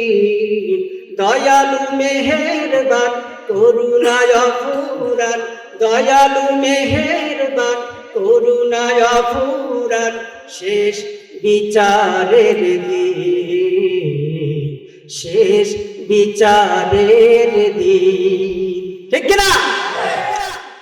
আল হামিদুন, তারা আল্লাহর প্রশংসা করে। মুমিনদের বৈশিষ্ট্য কি? আল্লাহর প্রশংসা করে, শয়তানের প্রশংসা করে না। ঠিক কিনা? আমরা মানুষের প্রশংসা করি না, নেতাকে খুশি করার জন্য তেল মারি না, আমরা প্রশংসা করি কার? আল্লাহ রাব্বুল আলামিনের। এরপরে মুমিনদের বৈশিষ্ট্য হলো তারা ঈমান আনার কারণে নির্যাতন নিপীড়িত হতে হয়, এই সময়ে হতে হয়, কি করতে হয়? সফর করতে হয়। এরপরে কি করতে হয়? আসাইহুন, দেশ থেকে দেশান্তর হতে হয়। যেরকম দেশ থেকে দেশান্তর হয়েছিলেন মহানবী সাল্লাল্লাহু আলাইহি ওয়াসাল্লাম, তার মানে হিজরত করতে হয়। মুমিনদের ঈমান থাকার কারণে হিজরত করতে হয় কি হয় না? এ বিএনপির ভাইরা থাকলে বলেন করতে হয় কি হয় না? স্বৈরাচার শাসনের কালে নেতারা ঘরের ভেতর থাকতে পারে না, বন জঙ্গলের ভেতরে, গোরস্থানের ভেতরে মশার কামড়ে রাত্রি যাপন করতে হয়েছে। এটাকেই বলে সফর। বলেন সুবহানাল্লাহ। এরপরে মুমিনরা যারা দিনের উপরে দিন প্রতিষ্ঠার আন্দোলনের সঙ্গে যারা একাকিত্ব ঘোষণা করে ঈমান আনয়ন করেছে, এদেরকে আরো বিপদগামী হতে হয়েছে। বলেন ঠিক কিনা? গুম হতে হয়েছে, দেশ সারা হয়ে পালিয়ে গিয়ে অন্য রাষ্ট্রে থাকতে হয়েছে, অথবা আত্মীয়র বাড়িতে গিয়ে থাকতে হয়েছে। বলেন ঠিক কিনা? আসাইহুন, আল্লাহ তাআলা বলেন তোমরা যদি মুমিন হও, মুমিনের বৈশিষ্ট্য হলো নির্যাতন আসবে, নিপীড়ন হতে হবে। আবার এই নির্যাতন নিপীড়নের কারণে তোমাকে হিজরত করাও লাগতে পারে। ঠিক কিনা? তুমি যদি মুমিন হও, তোমার হিজরত মাস্ট বি হবে। ঠিক কিনা? এরপরে আল্লাহ রাব্বুল আলামিন বললেন আর-রাকিউন, মুমিন তো তারা নতজানু হয়, তাদের মস্তককে ঝুঁকে যায় আল্লাহর দিকে। বলেন সুবহানাল্লাহ। মুমিন কারা? যারা রুকু করে, অর্থাৎ নিম্নগামী হয়, ভদ্র হয়, শরীফ হয়, তারা দাম্ভিক ভাবে সমাজের ভেতরে চলে না, তারা সম্মান সূচক ভাবে মুরব্বীদের সম্মুখে, আল্লাহর সম্মুখে, নবী রাসূলদের সম্মুখে, আলিম উলামাদের সম্মুখে, আমিরের সম্মুখে তারা নতজানু হয়। দল যা সিদ্ধান্ত দেয় সেই সিদ্ধান্তের উপরে অটল থাকে, এর নাম হলো রুকু। বলেন সুবহানাল্লাহ। শুধু তাই নয়, রুকু করার পরে আল্লাহ রাব্বুল আলামিন বললেন আস-সাজিদুন, মুমিনদের বৈশিষ্ট্য হলো তারা নামাজি হবে, তারা আল্লাহকে সিজদা করবে। বলেন সুবহানাল্লাহ। আবার অনেক লোক রয়েছে সিজদা দেব কোথায়, সব জায়গায় তো শয়তান সিজদা করেছে, এরকম ভণ্ড আছে কিনা? এজন্য তারা সেজদা দিতে চায় না, এরা কখনো মুমিন হতে পারে না। যারা মুমিন হবে তাদের বৈশিষ্ট্য হলো 6 নাম্বার, তারা সাজিদুন, আল্লাহর কদম মোবারকে তারা সিজদায় অবনত হয়ে যায়। রাতের আধারে যারা সিজদাতে রয়, দু চোখের অশ্রুতে নদী যেন বয়। রাতের আধারে যারা সিজদাতে রয়, দু চোখের অশ্রুতে নদী যেন বয়। ছলনার হাত ছাড়ি যত আসুক, পেছনে ফিরে তাকাই না। যাদের হৃদয়ে আছে আল্লাহর ভয়, তারা কবু পথ ভুলে যায় না। যাদের হৃদয়ে আছে আল্লাহর ভয়, তারা কবু পথ ভুলে যায় না। ঠিক কিনা? মুমিন যারা তারা অবশ্যই আল্লাহর কদম মোবারকে সিজদা করে, তারা রাতের অন্ধকারে আল্লাহর কদম মোবারকে লুটে পড়ে, বলেন ঠিক কিনা? ওই যে সর্বপ্রথম বলেছিলাম আশিতা ও গনিমাতুল মুমিনিন ওয়াসাল্লু ফিল লাইল ওয়া কিয়ামা ফিন নাহার। মুমিনদের জন্য এই শীতের সময়টা হলো গনিমত, বলেন ঠিক কিনা? তারা রাতকে বিশাল ভাবে পেয়ে রাতের এক অংশ তৃপ্তি ভরে তারা ঘুমায়, আর আরেকটা অংশ মুতাওয়াজ্জহ হয়ে যায় আল্লাহর কদম মোবারকে, বলেন সুবহানাল্লাহ। আল্লাহর দিকে মুতাওয়াজ্জহ হয়ে যায়, তার চেহারাটাকে ঘুরিয়ে দেয়, তার কদম মোবারকে লুটিয়ে পড়ে সিজদা করে, ঠিক কিনা? আবার ওয়াসিয়ামা ফিন নাহার, শীতের সময় এই দিনগুলো হয় ছোট ছোট দিন হবার কারণে তারা বেশি বেশি সিয়াম পালন করে আত্মশুদ্ধি করে, আত্মা পরিষ্কার করে, বলেন সুবহানাল্লাহ। তাহলে ইমানদারের বৈশিষ্ট্য হলো কয়টি? 8টি। কয়টি? আমরা 6 নাম্বার পর্যন্ত শুনলাম সাজিদুন, তার মানে মুমিনের বৈশিষ্ট্য হলো তারা রুকু সিজদা তো করবে, নামাজ আদায় করবে, বলেন ঠিক কিনা? এরপরে আল্লাহ রাব্বুল আলামিন বলেন মুমিন তো তারাই যারা তাদের লিডার যেই ফায়সালা দেয়, তাদের লিডার যেই মতটা প্রকাশ করে সেই আনুগত্য করে, বলেন সুবহানাল্লাহ। আল আমিরুন, আল্লাহ তাআলা যা ভালো দিক নির্দেশনা দিয়েছেন, সৎ কাজের আদেশ, অসৎ থেকে ফিরে থাকা, এর নিজেও সৎ ভাবে থাকে এবং অন্যকেও সৎ পথে থাকার আহ্বান করে, নিজেও সৎ কাজ করে এবং অন্যকেও সৎ কাজের জন্য উদ্বুদ্ধ করে, বলেন সুবহানাল্লাহ। ওয়ান্নাহুনা আনিল মুনকার, নিজেও অসৎ থেকে বিরত থাকে, অন্যকেও অসৎ থেকে বিরত থাকার জন্য উদ্বুদ্ধ করে। তার মানে হলো সে নিজে অন্যায় করবে না, অন্যের অন্যায় সহ্য করবে না, বাধা দেবে, বলেন ঠিক কিনা?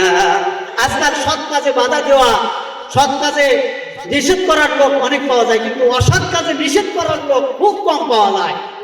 আমি মহাস্থান এলাকায় থাকি, মাঝে মধ্যে সেখানে গান বাদ্য বাজনা হয়। আমার বাসাটা বুরহান মাজারের পাশে যখন ছিল, 1-1.5 বছর আগে নবীর জন্মদিন উপলক্ষে 12ই রবিউল আউয়াল উপলক্ষে মসজিদে মসজিদে মিলাদ হয়, দোয়া খায়ের হয়, নবীর জীবন বৃত্তান্ত আলোচনা হয় কি হয় না?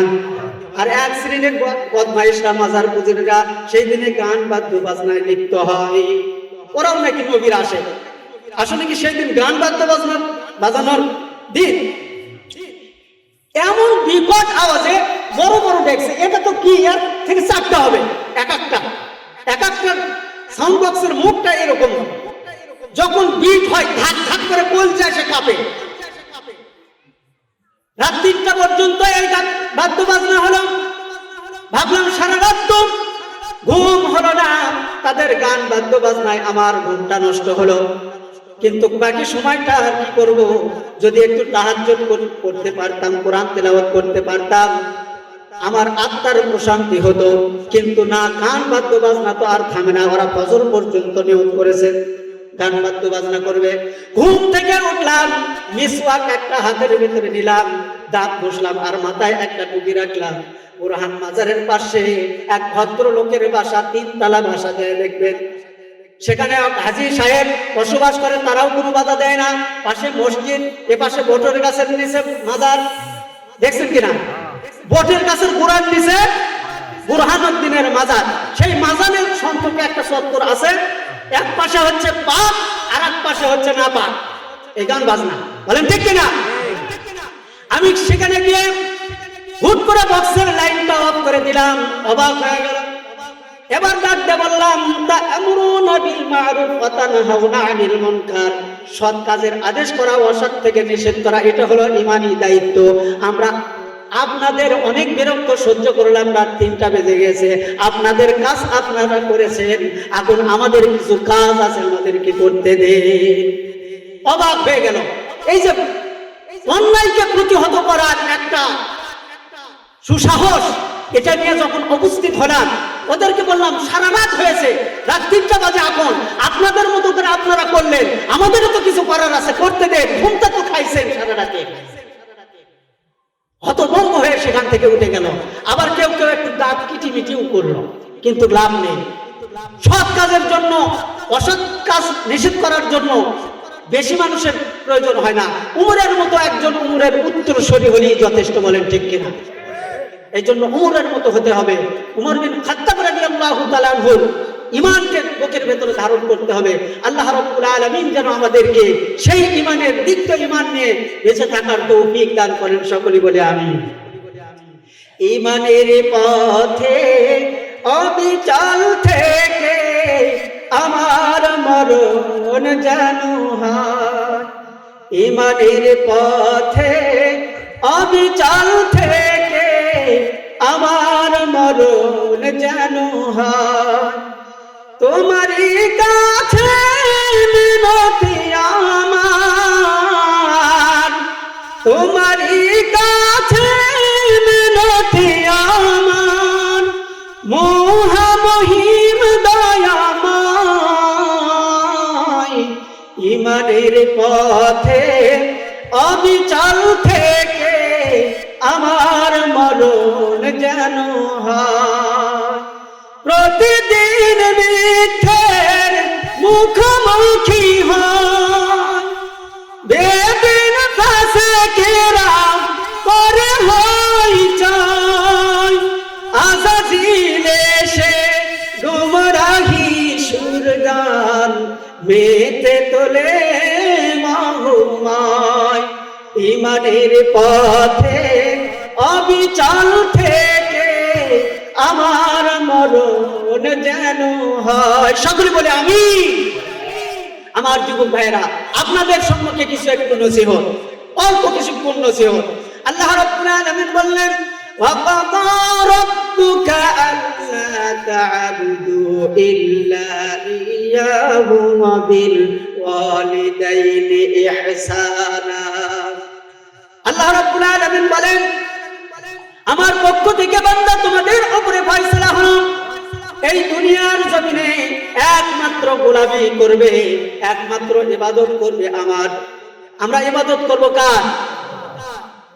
আল্লাহ রাব্বুল আলামিন বললেন, একমাত্র শুধুমাত্র আমার ইবাদত করবে, কোনো মাজারে গিয়ে সিজদা দিবা না, কোনো গাছের কাছে সিজদা দিবে না, কোনো মূর্তির কাছে নুয়ে যাবে না, বরং একমাত্র নুয়ে যাবে আমার কদম মুবারকে, বলেন সুবহানাল্লাহ।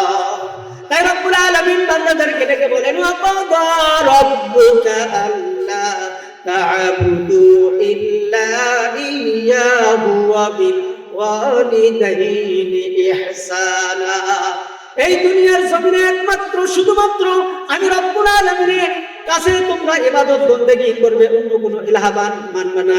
এরপরে আমি তোমাদের উপরে একটা নোটিশ জারি করলাম, 1400 বছর আগে আল্লাহর হাবিব বিশ্বনবী জনাব রাসূলুল্লাহ সাল্লাল্লাহু আলাইহি সাল্লামের উপরে এই নোটিশ জারি করে দিয়েছেন, তার উম্মতদের উপরে। চিৎকার দিয়ে বলেন সুবহানাল্লাহ। আল্লাহ তাআলা বলেন, ওয়াবিল ওয়ালিদাইনি ইহসানা, পিতামাতার ইবাদত করো। সুবহানাল্লাহ কোন? পিতামাতার ইবাদত কি? পিতামাতার প্রতি ইহসান কি? পিতামাতার সঙ্গে সৎ ব্যবহার করতে বলেছেন, পিতামাতার সঙ্গে বিনয় নম্রভাবে আচরণ করতে বলেছেন রব্বুল আলামিন। তার কারণটা কি? তার কারণ হলো 10 মাস 10 দিন পর্যন্ত এই মা আমাদের প্রতিপালন করতে যে কষ্টটা সহ্য করে, এই সহ্যটা, এই কষ্টটা যদি দুনিয়ার কোনো মানুষকে দেওয়া হতো, এই সহ্য করতে পারতো না। এত জ্বালা যন্ত্রণা সহ্য করতে হয় একটা মা তার সন্তানকে গর্ভ খালাস করতে। এই জন্য আল্লাহ রাব্বুল আলামিন বলেছেন ওয়াবিল ওয়ালিদাইনি ইহসানা, একজন পিতামাতা অথবা তোমাদের দুইজন যদি বেঁচে থাকে সন্তানদের উপরে নোটিশ, আল্লাহর ইবাদতের পরে তোমরা কি করবে? ওয়াবিল ওয়ালিদাইনি ইহসানা, তোমরা পিতামাতার সঙ্গে সৎ ব্যবহার করবে। নির্দেশ কার? আল্লাহ রাব্বুল আলামিন কুরআনুল কারীমের অন্যত্রে বলেন, আল্লাহ রাব্বুল আলামিন বলেন ওয়াসাইনাল ইনসানা বিওয়ালিদাইহি ইহসানা হামালাতুহু উম্মুহু কুরহা ওয়া ওয়াদা'তুহু কুরহা ওয়া হামলুহু ওয়া ফিসালুহু 30 শাহরা। আল্লাহ রাব্বুল আলামিন বললেন তোমরা কেন পিতামাতার সঙ্গে সৎ ব্যবহার করবে না? ওয়াসাইনাল ইনসানা বিওয়ালিদাইহি ইহসানা ওয়া ইন জাহাদাকা লিতুশরিকা বিমা লাইসা লাকা বিহি ইলম। আল্লাহ রাব্বুল আলামিন বলে আর আমি মানুষকে তার পিতামাতার সঙ্গে সৎ ব্যবহার করার নির্দেশ দান করেছি, তার কারণ তার পিতা মাতা তাকে কষ্টের পর কষ্ট, শ্রান্তির পর শ্রান্তি, ক্লান্তির পর ক্লান্তি সহ্য করে করে তার পিতা মাতা তাকে প্রতিপালন করেছে। আল্লাহ রাব্বুল আলামিন সেই জন্য বলেছেন আমার ইবাদত, আমার গোলামির উপরে সন্তান তোমাদের দায়িত্ব হলো তোমরা শুধুমাত্র আমার ইবাদতের পরে পিতা মাতার প্রতি তোমরা ভালোবাসা দেখাবা, উদারতা দেখাবা, তাদের জন্য তোমরা বিনয় নম্র হয়ে যাবা। এই নির্দেশনা কার? তার কারণ পিতামাতার মর্যাদা আল্লাহ রাব্বুল আলামিন সমস্ত মানুষের উপরে, আল্লাহ এবং তার রাসূলের উপরে পিতামাতার মর্যাদার কথা বলেছেন।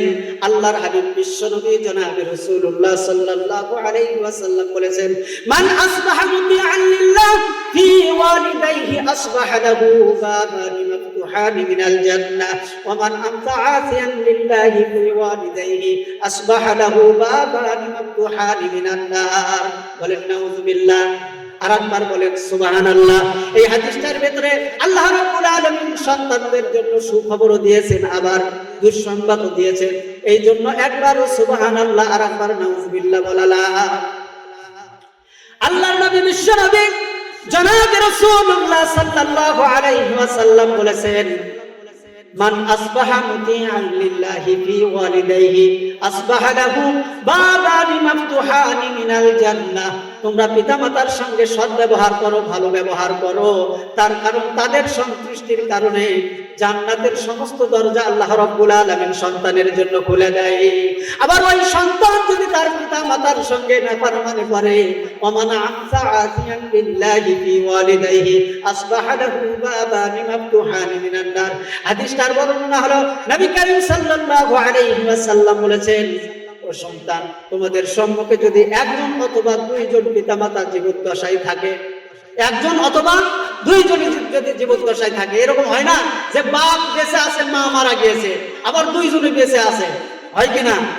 এই জন্য আল্লাহ রাব্বুল আলামিনের নবী করিম সাল্লাল্লাহু আলাইহি ওয়াসাল্লাম বলেছেন সন্তান তোমার একজন পিতা অথবা মাতা উভয় অথবা দুইজনের ভেতরে যে কেউ যদি তোমার জীবদ্দশায় থাকে তাদেরকে সম্মান করো, তাদের সঙ্গে ভালো ব্যবহার করে তুমি জান্নাত খরিদ করে নাও। বলেন সুবহানাল্লাহ।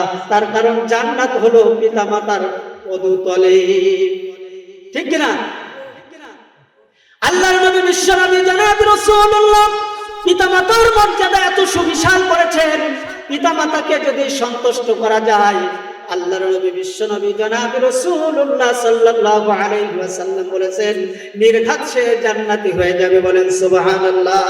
আমার হাজী সাহেব, আমার উস্তাদজি, তিনি হজ করেছেন। আল্লাহর নবী বিশ্বনবী জনাব রাসূলুল্লাহ সাল্লাল্লাহু আলাইহি ওয়াসাল্লাম বলেছেন নাযারাল্লাহু কাতাবাল্লাহু ইল্লা নাযারা মাউতিহি। তোমরা যদি তোমার পিতা মাতার চেহারার দিকে সুনজরে তাকাও, দয়ার নজরে তাকাও, খানায় কাবায় গিয়ে শারীরিক ইবাদত আর্থিক ইবাদত দিয়ে হজ করতে হয়। তুমি যদি গরিব হও, তোমার পিতা মাতা যদি জীবদ্দশায় থাকে, ভালোবাসার নজরে শ্রদ্ধার নজরে যদি সন্তান তাদের চেহারার দিকে তাকাও, ইল্লা কাতাবাল্লাহু লাহু বিকুল্লি নাযারাতিন হিজ্জাতিন মাবরুরা। সন্তান তুমি শুনে দাও, তুমি যদি খানায় কাবা জিয়ারত করার মতো সওয়াব পেতে চাও, নাযারাল্লাহু কাতাবাল্লাহু নাযারাতা মাউতিহি। আল্লাহর নবী বলেছেন, তোমরা যদি তোমাদের পিতামাতার চেহারার দিকে তাকিয়ে যদি গুনাহমুক্ত হতে চাও, খানায়ে কাবার জিয়ারতের মতো হজ করতে চাও, তাহলে তোমাদের পিতামাতার চেহারার দিকে নেক নজরে, দয়ার নজরে তাকাও। একজন সাহাবী বললেন, ইয়া রাসূলুল্লাহ, ইয়া হাবিবাল্লাহ, কি বললেন? পিতামাতার চেহারার দিকে যদি সুনজরে, দয়ার নজরে তাকাই, তাহলে হজ করার মতো সওয়াব হবে। আপনি বর্ণনা করলেন, এত বড় নিয়ামতপূর্ণ বিষয় আল্লাহ ইসলামের ভেতরে দান করেছে, কিন্তু আমি মুশরিক অবস্থায় থাকার কারণে, নাপাক অবস্থায় থাকার কারণে পিতামাতার সঙ্গে তো অনেক অসৎ ব্যবহার করেছি, খারাপ আচরণ করেছি। ইয়া রাসূলুল্লাহ, ইয়া হাবিবাল্লাহ, পিতামাতার চেহারার দিকে তাকালে যদি হজের সওয়াব হয়, তাহলে তো আমি দারুণ পাপ করেছি, তার কারণ আমি আমার পিতামাতার সঙ্গে অনেক নাফরমানি করেছি। ইয়া রাসূলুল্লাহ, এখন আমার এই গুনাহ থেকে মাফ পাওয়ার উপায় কি? আল্লাহর নবী, বিশ্ব নবী জনাব রাসূলুল্লাহ সাল্লাল্লাহু আলাইহি ওয়াসাল্লাম বললেন, তোমার পিতামাতা যদি জীবিত অবস্থায় থাকে, তাদের কাছে গিয়ে মাপ চাও, প্রয়োজন হলে পা ধরো। মায়ের কলিজা তো, পিতার কলিজা তো সন্তানদের জন্য উদার হয়। দেখো, তুমি যখন মাপ চাবা, তাদের সম্মুখে দাঁড়িয়ে যাবা, তুমি যখন অনুতপ্ত হবা, সঙ্গে সঙ্গে পিতামাতা মাফ করে দেবে। বলেন সুবহানাল্লাহ। সাহাবী বলতেছেন, ইয়া রাসূলুল্লাহ, ইয়া হাবিবাল্লাহ, আমার পিতামাতাকে তো আমি ইসলাম গ্রহণ করার আগেই তাদেরকে বিদায় করে দিয়েছি, তারা তো মৃত্যুবরণ করেছে, এখন আমার উপায় কি? তারা তো জীবদ্দশাই নাই, এখন আমার যে গুনাহের গ্লানি রয়েছে, এর থেকে মুক্তি পাওয়ার উপায় কি, লাভ কি? আল্লাহর নবী, বিশ্ব নবী জনাব রাসূলুল্লাহ সাল্লাল্লাহু আলাইহি ওয়াসাল্লাম বলেছেন, তুমি চারটা কাজ করতে পারো। কয়টা কাজ? চারটা কাজ যদি তুমি করতে পারো, মহান রব্বুল আলামিন তোমার মৃত্যু, পিতামাতা কবরে থাকা অবস্থাতেও, দুনিয়াতে জীবদ্দশায় সন্তান আর পিতামাতার মধ্যে যে গুনাহের গ্লানি সন্তানের ছিল, আল্লাহ রব্বুল আলামিন সেই গুনাহ থেকে মুক্ত করে দেবেন। বলেন সুবহানাল্লাহ। চারটা আমল করলে পিতামাতা যদিও মৃত্যুবরণ করে, কবরে থাকা অবস্থায় সন্তানরা সেই পিতামাতার সঙ্গে নাফরমানি করার যে গুনাহ, এই গুনাহ থেকে মুক্ত করবেন। কয়টা কাজ করতে হবে? কয়টা কাজ করতে হবে?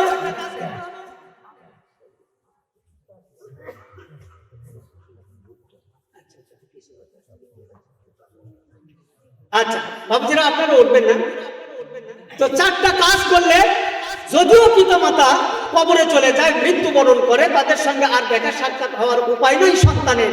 আল্লাহ রাসূল বলেছেন, এরকম সন্তানের জন্য চারটা অফার আছে। চারটা কাজ যদি করতে পারো, যদিও পিতামাতা কবরে চলে গিয়েছে, আল্লাহ রাব্বুল আলামিন সন্তানের গুনাহের গ্লানি মুক্ত করে দেবে। এক নাম্বার কাজ হলো আদ-দুআউ লাহুমা, সন্তান পিতামাতার জন্য বেশি বেশি দোয়া করো। দোয়াটা আল্লাহ রাব্বুল আলামিন শিক্ষা দান করেছেন, রব্বিরহামহুমা কামা রাব্বায়ানি সাগীরা। হে আল্লাহ, জীবদ্দশায় আমাদের পিতামাতা শৈশবকালে আমাদের জন্য যেরকম প্রতিপালন করেছে, সেই রকম তোমার রহমতের কোলে তাদেরকে প্রতিপালন করো। ওয়াল ইস্তিগফারু লাহুমা, দুই নাম্বার কাজ হলো তোমার পিতামাতার পক্ষ থেকে তুমি ক্ষমা চাও। হে রব্বুল আলামিন, আমাদের পিতামাতা জীবদ্দশায় অনেক নামাজ কাজা করেছে। জোহরের নামাজ মাঠের ভিতরে গেছে, আসরের নামাজ হাট বাজারে গিয়েছে, মাগরিব নামাজ কাজা হয়ে গিয়েছে রাস্তার ভিতরে। আমাদের সংসার পরিচালনা করার ক্ষেত্রে, আমাকে প্রতিপালন করার ক্ষেত্রে এই সমস্ত নাফরমানি তোমার কাছে করেছে। রব্বুল আলামিন, কবরে আজ অসহায় অবস্থায় আমাদের পিতামাতা রয়েছে, পিতামাতার পক্ষ থেকে আমি সন্তান মাগফিরাত কামনা করছি। আল্লাহ তুমি ক্ষমা করে দাও। এভাবে ইস্তেগফার যদি সন্তান করে, এই সন্তান পিতামাতার জন্য দোয়া করলো, ইস্তেগফার করলো, যদিও তার পিতামাতা কবরে গিয়েছে, তার জীবদ্দশায় সন্তানের সঙ্গে গুনাহের গ্লানি রয়েছে, আল্লাহর হাবিব বিশ্ব নবী জনাব রাসূলুল্লাহ সাল্লাল্লাহু আলাইহি ওয়াসাল্লাম বলেছেন, এই সন্তান আর পিতামাতার ভেতরে যে জীবদ্দশায় গুনাহের গ্লানি ছিল, যদিও পিতামাতা দুনিয়া থেকে বিদায় হয়েছে, মৃত্যুবরণ করেছে, এই চারটি কাজ যদি করতে পারে, আল্লাহ রাব্বুল আলামিন তাদের মাঝ থেকে এই গুনাহগুলো মাফ করে দেবেন। দুনিয়াতে শান্তি ও সমৃদ্ধির ভিতরে সন্তান থাকবে, কবরেও পিতামাতার শান্তি ও সমৃদ্ধির ভিতরে জান্নাতের নাজ নিয়ামত উপভোগ করবে, বলেন সুবহানাল্লাহ। তাহলে এক নাম্বার হলো সন্তানদের জন্য দায়িত্ব হলো পিতামাতার জন্য দোয়া করা। দুই নাম্বার কাজ হলো ইস্তিগফার লাহুমা, পিতামাতার পক্ষ থেকে সন্তানদের ইস্তিগফার করা, ক্ষমা চাওয়া আল্লাহর কাছে। তিন নাম্বার হলো ওয়াল ইনফাকু আহাদিহিমা, পিতামাতার বন্ধু বান্ধব বয়োজ্যেষ্ঠ যারা রয়েছে তাদেরকে সম্মান করা। যেমন সম্মান পিতা মাতা জীবদ্দশায় থাকলে তাদেরকে করা উচিত ছিল, আজ তো আর পিতা মাতা নাই, পিতা মাতা কবরে, তুমি পিতা মাতার বন্ধু বান্ধব আত্মীয় স্বজন তাদের সম্মুখে সেই সম্মানটুকু যদি দেখাও, যদিও তোমার পিতা মাতা কবরের ভেতরে রয়েছে। রব্বুল আলামিন বলেন ওই তুমি সন্তান, তোমার সন্তান আর তুমি পিতা মাতার ভেতরে যে গুনাহের গ্লানি আমি রব্বুল আলামিন এই কাজগুলো করার কারণে আমি মাফ করে দেব, বলেন সুবহানাল্লাহ। তাহলে কয়টা কাজ গেল? চারটার ভেতরে তিনটি গেল। এক নাম্বার হলো পিতা মাতার জন্য দোয়া করা, দুই নাম্বার হলো ইস্তিগফার করা, তিন নাম্বার হলো পিতা মাতার বন্ধু বান্ধব যারা রয়েছে তাদের সম্মান শ্রদ্ধা করা, ওয়াল ইনফাদু আহদিহিমা ওয়া ইকরামু সাদিকিহিমা।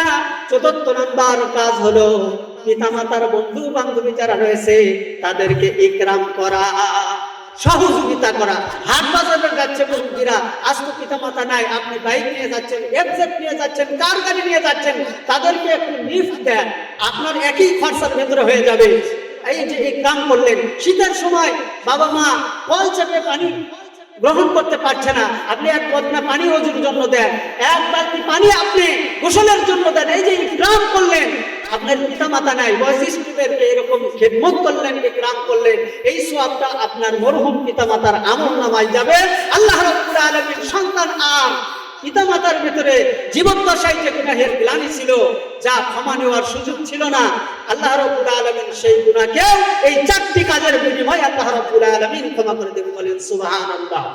আমার বাপজিরা ভাইরা, ভুট্টার সময় এসে গেছে, অঘ্রাণ মাস পার হয়ে গিয়েছে, এখন ভুট্টা নামবে, বলেন ঠিক কিনা? যাদের যাদের বাড়িতে ভুট্টার ফসল রয়েছে, কেউ যদি আল্লাহর ঘর মসজিদ নির্মাণের জন্য কিছু দান করেন, নিয়ত করেন, রব্বুল আলামিন আজকের এই জমিন থেকে তো আমি 50-60